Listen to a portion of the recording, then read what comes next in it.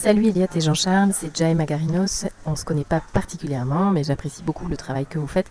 Et je suis touchée par votre désir de contribuer, d'accompagner les gens, d'aider, de permettre d'évoluer, et aussi par votre enthousiasme.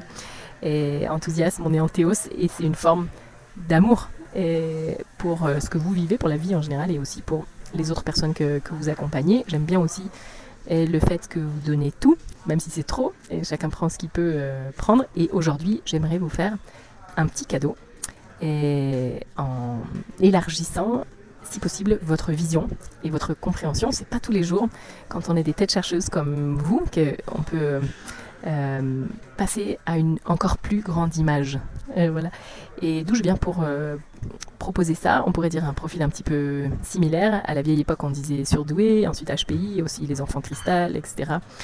Et une obsession depuis l'enfance chez moi d'être utile et de servir. Après, je me suis rendu compte de servir la vie en moi et autour de moi, c'est une respiration. Ça ne doit pas être l'un ou l'autre, ça ne doit pas être un sacrifice. Et peut-être la différence, c'est que j'en sais rien d'ailleurs pour votre famille, mais en tout cas, je viens d'une famille qui est plutôt très branchée dès le départ, écologie, spiritualité, aussi très, très internationale. Et maintenant, à 44 ans, après quelques décennies de tête chercheuse, et aussi de baguette coudée, j'ai pu développer cette perspective, et ce mot qui vous est cher, un peu plus large, plus grande que seulement cette vie. Cette vie où je suis un homme ou une femme de tel âge, de tel pays, et de telle profession, de tel... Et du coup, c'est l'échelle de toutes nos vies sur Terre, depuis la première, jusqu'à... bonne question. Et donc depuis la première, ça serait depuis la création de l'âme, et jusqu'à la dernière, ça serait jusqu'à notre ascension. Je vais revenir là-dessus après. Pourquoi est-ce que je me suis intéressée à ce cadre un peu plus grand? Parce que j'étais amenée à le faire aussi, je dois avouer, sans intentionnalité, simplement guidée aux baguettes et par la vie et tout ce qui s'est déroulé. Et aussi parce que j'ai été toujours convaincue que quand on arrive enfant, bébé, on n'est pas une page blanche. Et on peut nommer ça clairement quand on a des enfants, on voit qu'ils sont très différents les uns des autres, et aussi quand on a des frères et sœurs, évidemment, c'est un peu la même chose.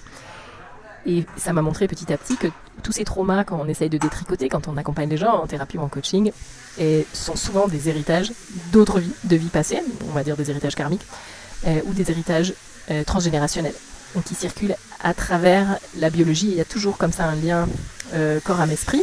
Et donc, quand on travaille à ces niveaux-là, c'est comme si on travaille dans le monde des causes.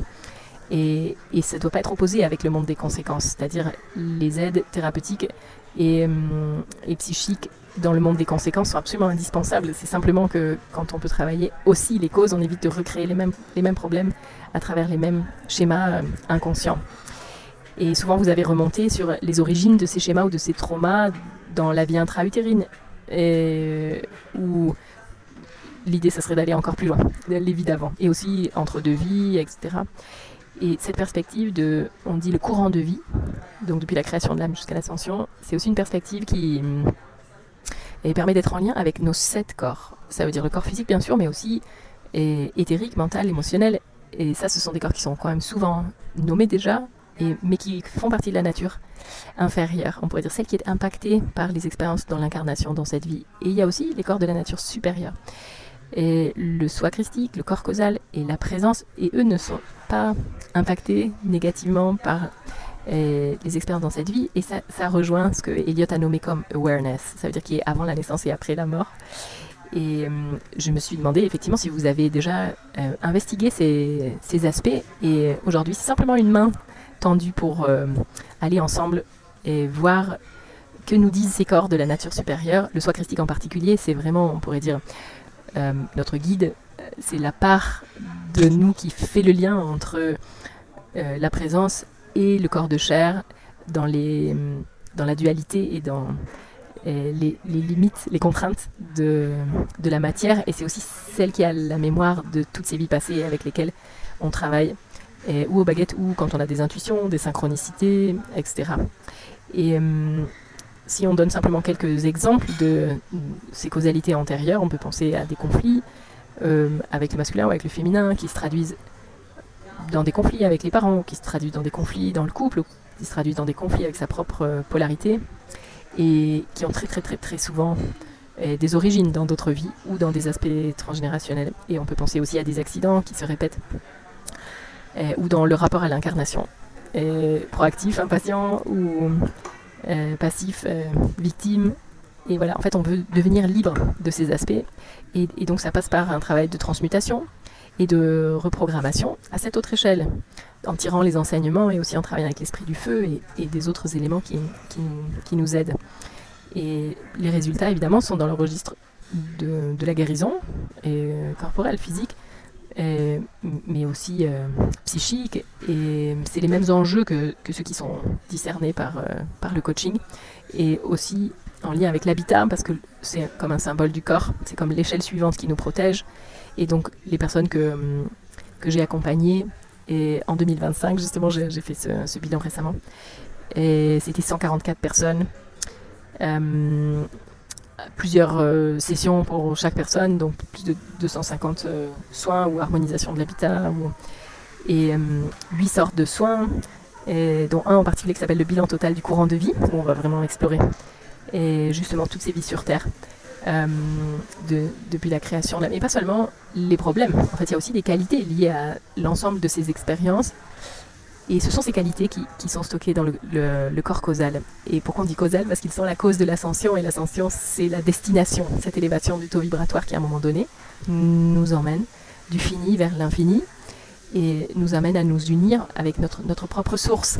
Et les notions d'éternité, de perfection, qui sont difficiles à saisir dans, on pourrait dire, ici-bas, c'est comme si elles sont malgré tout en permanence notre source, c'est-à-dire les électrons qui font battre notre cœur dans cette vie très concrètement. Et l'origine, du coup, on pourrait dire, d'où vient cette énergie qui crée mon âme au tout départ. Et on pourrait penser bien sûr à notre soleil, mais en réalité ce qui est montré c'est le centre de la galaxie, le grand soleil central. Et donc mon âme serait comme une extraction de lumière du grand soleil central à un moment donné, pour une raison donnée, on peut revenir là-dessus aussi bien sûr, et cette lumière a une couleur unique, une vibration unique, on pourrait dire aussi un champ unique. Et ensuite on fait des expériences dans la matière pour grandir en conscience et aussi en puissance et en capacité à créer. Donc on vient un petit peu comme des demi-dieux, et dans l'inconscience qu'on est créateur, et on va doucement vers être créateur conscient, c'est-à-dire devenir des dieux et réussir à générer une harmonie entre tout ce qui est autour de nous, un peu comme on peut la percevoir dans le microcosme, qui est très ordonné, qui est très beau, dans la nature, qui est auto-ordonnée, et aussi dans le macrocosme, les étoiles, les galaxies, la précision, comme du papier à musique de cet ordonnancement. Et à l'échelle intermédiaire, l'humanité, elle cherche à apprendre les lois de la vie et maîtriser ces dimensions corps, âme, esprit, pour être capable de recréer cette harmonie volontairement. Et donc le libre arbitre nous permet de passer par faire toutes sortes d'erreurs et toutes sortes de bêtises aussi, et simplement pour en arriver à une maîtrise consciente et une harmonie volontaire. Donc ça c'est le cadeau, on pourrait dire, qui nous est fait.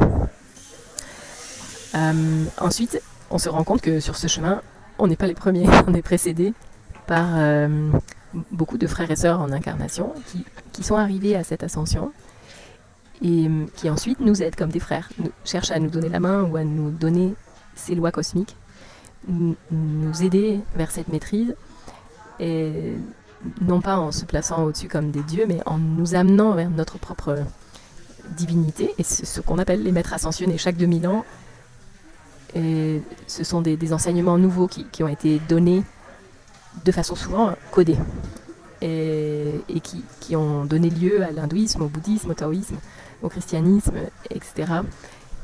Et il fallait les mériter d'une certaine façon. Il fallait être un disciple, consacrer sa vie ou passer des années dans une grotte. Et maintenant, les 2000 dernières années, c'est comme une fin de cycle des 7 rayons. C'est le dernier rayon, le rayon violet. Et c'est une ère de dévoilement. Et donc tous les textes sacrés et tous les enseignements qui avaient été cachés sont accessibles. Vous vous êtes sans doute rendu compte de ça aussi. Et l'invitation, c'est aussi d'investir la nouvelle version de ces lois de la vie qui ont été données plus récemment d'une façon non codée. Et ça, c'est quand même assez magique. Donc il y a des trésors qui permettent d'être en lien avec ces frères et sœurs qui nous ont précédés, ces maîtres ascensionnés, et qui cherchent à nous aider aujourd'hui parce qu'on est sur une fin de cycle. Donc la période chrétienne, les 2000 ans, là, c'était comme un exemple pour nous montrer l'ascension individuelle, et maintenant, et ça nous montre le chemin d'une ascension collective. Et du coup, c'est hyper intéressant de voir comment on peut accéder à cette collaboration, en fait visible, invisible. Donc cette collaboration tertielle, ou à cette collaboration avec ma propre présence, justement cette part d'éternité et de perfection qui fait battre mon cœur à chaque instant.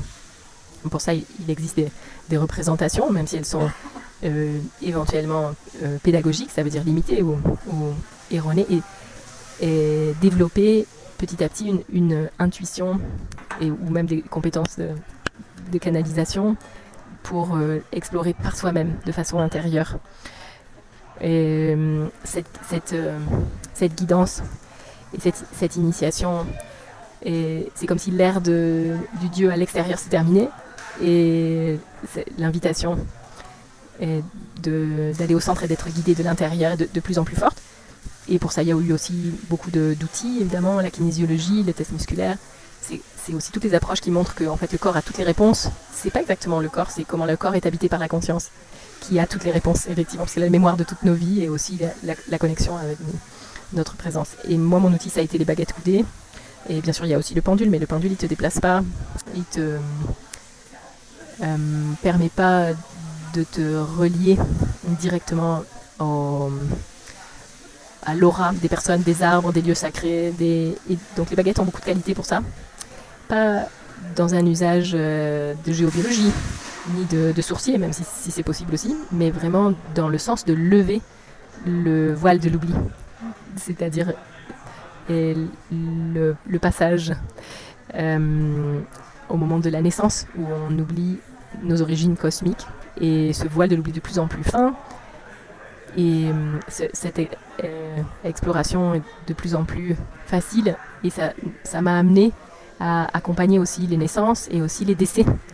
Et c'est comme deux moments stratégiques pour se rassembler, pour se réunifier, et aussi pour œuvrer, ça veut dire amener le ciel sur la terre et pas seulement se barrer à 4000. Et voilà, l'invitation aujourd'hui pour vous, c'est au moment où vous seriez prêt et curieux, et sans opposer avec les objectifs matériels, appelez-moi et rencontrons-nous, et je vous accompagne un bout de chemin, je vous donne la main pour accéder à cette grande échelle, et qu'est-ce qu'elle dit pour vous. Voilà, au plaisir, une super belle fin d'année à vous dans vos aventures respectives, et à très bientôt en 2026.